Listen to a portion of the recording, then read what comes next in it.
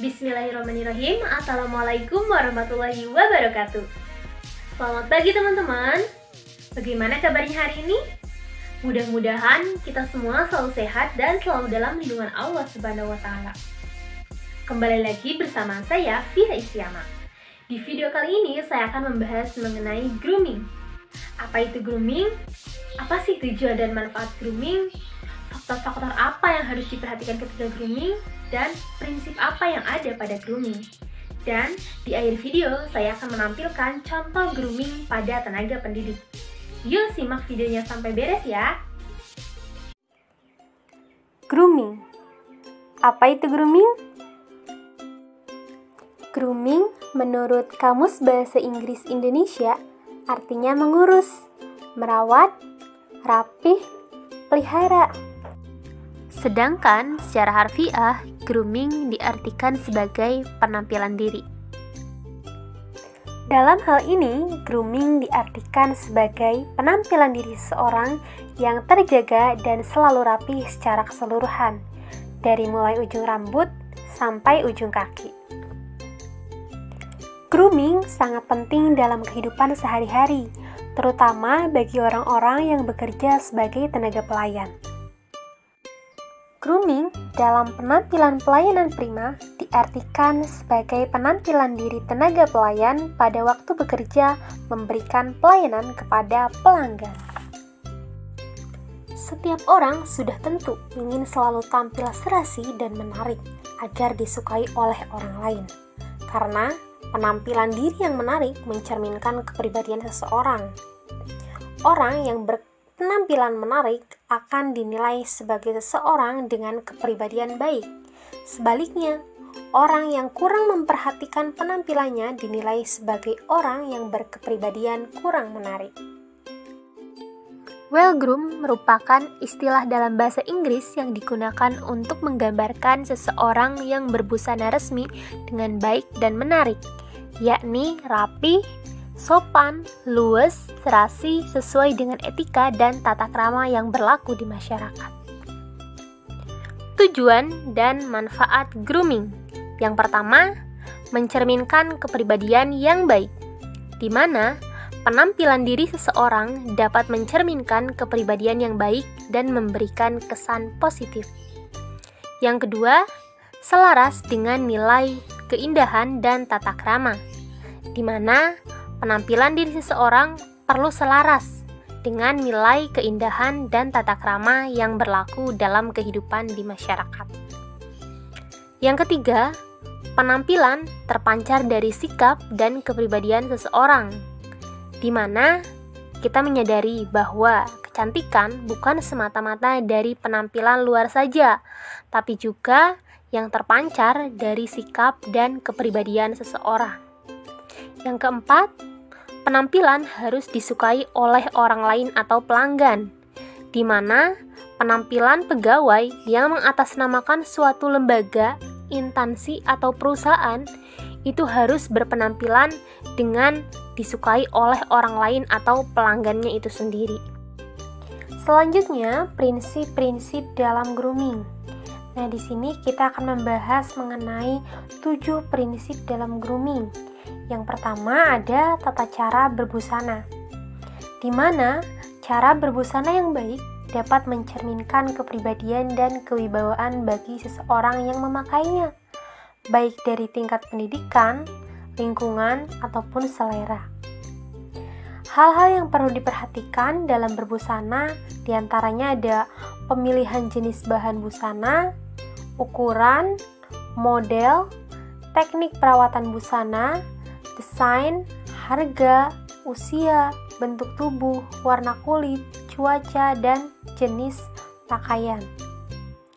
Perlu diketahui bahwa produk pakaian tidak harus selalu yang ternama atau yang bermerek, namun hendaknya berkualitas.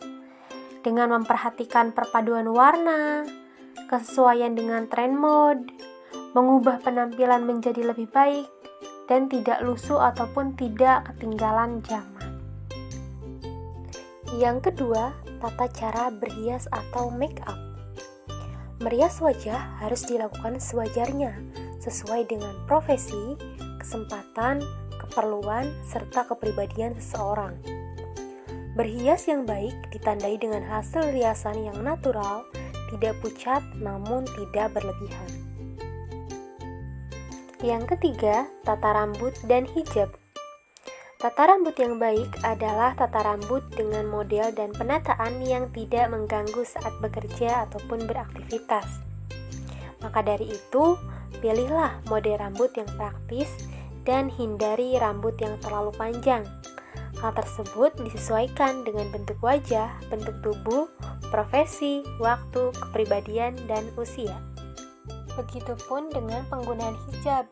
Model dan penataan hijab harus disesuaikan dengan jenis aktivitas atau pekerjaan, dengan model yang simple, elegan, dan tetap rapih. Yang keempat, aksesoris. Nah, aksesoris ini dipakai untuk menunjang penampilan berbusana. Pakailah aksesoris secukupnya. Nah, aksesoris di sini dapat berupa selendang, scarf, dasi, ikat pinggang, kacamata, jam tangan, cincin, dan lain-lain. Yang kelima, pemakaian minyak wangi atau parfum. Minyak wangi atau parfum digunakan sebagai pelengkap penampilan. Hal yang perlu diperhatikan ketika memilih jenis aroma parfum, yakni disesuaikan dengan peruntukannya. Misalkan, minyak wangi atau parfum bagi pekerja atau pegawai kantor yang bekerja di dalam ruangan. Nah, sebaiknya dapat memilih aroma yang lembut dan tidak terlalu menyengat. Yang keenam, menjaga kebersihan gigi dan mulut. Menjaga kebersihan, terutama gigi dan mulut, merupakan hal yang sangat penting karena setiap hari kita berinteraksi dan berbicara dengan orang lain. Maka kita perlu menjaga kebersihan dan kesegaran aroma mulut dengan rutin membersihkan paling sedikit 2 kali sehari. Yang ketujuh, pemakaian sepatu. Kerapihan pada sepatu merupakan faktor penunjang penampilan seseorang. Maka, pakailah sepatu yang bersih dan terawat, yang disesuaikan dengan ukuran kaki, model, dan warna dengan jenis pertemuan atau keperluan. Selanjutnya, faktor-faktor dalam grooming. Yang pertama ada sikap atau pembawaan, yang kedua ada berbicara, yang ketiga ada ekspresi wajah dan bahasa tubuh, yang keempat kesehatan, yang kelima tata busana, yang keenam tata rambut dan tata rias, dan yang ketujuh ada kebersihan dan kerapihan. Berikut contoh praktik grooming sebagai tenaga pendidik. Selamat pagi teman-teman. Perkenalkan, nama saya Fira Istiama. Di sini saya sebagai guru pada mata pelajaran ekonomi di SMA Negeri 1 Kota Tasikmalaya. Sebagai seorang guru, penampilan diri harus benar-benar diperhatikan, yakni diantaranya harus berpakaian rapi, bersih, dan wangi. Hal tersebut juga harus ditunjang dengan penampilan yang berwibawa, wajah yang berseri, make up yang natural dan fresh.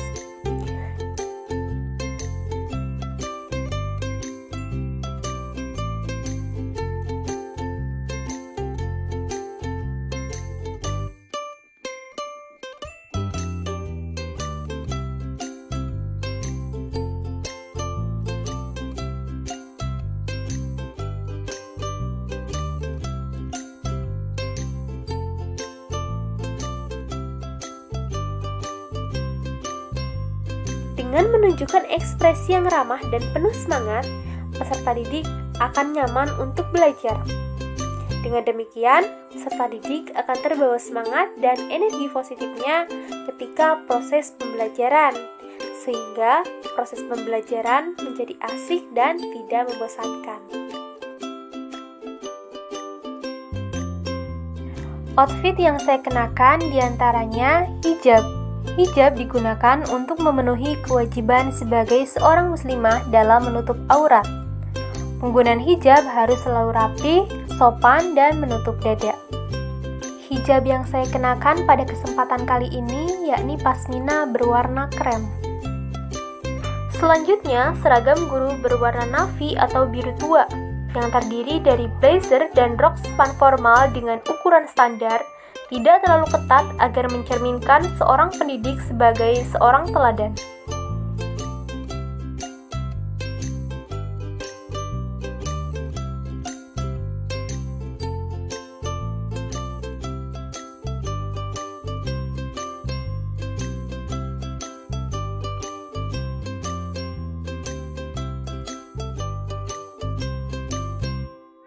Untuk menunjang penampilan, tidak lupa saya pun merias wajah dengan make up secara natural dan tidak berlebihan.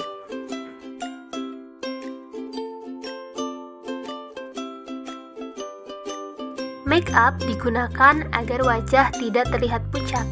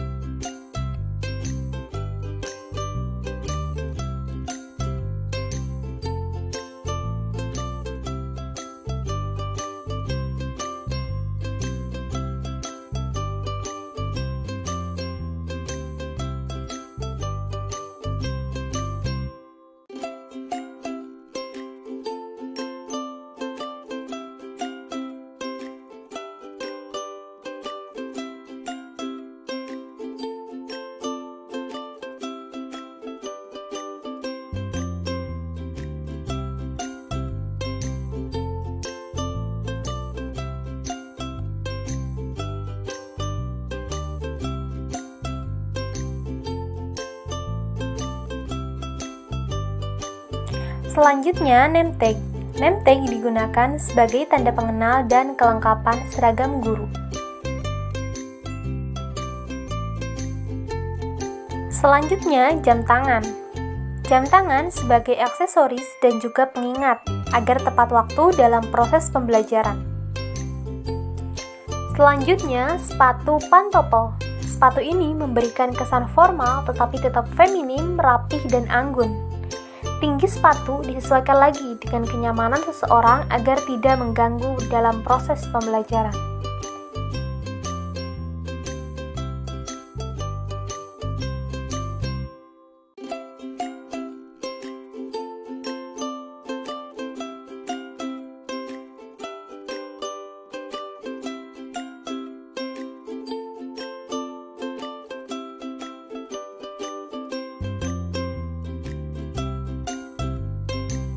Selanjutnya, kaos kaki. Penggunaan kaos kaki berwarna krem sebagai pelindung dan penutup aurat dan juga agar lebih nyaman dan rapih dalam penggunaan sepatu ketika proses pembelajaran.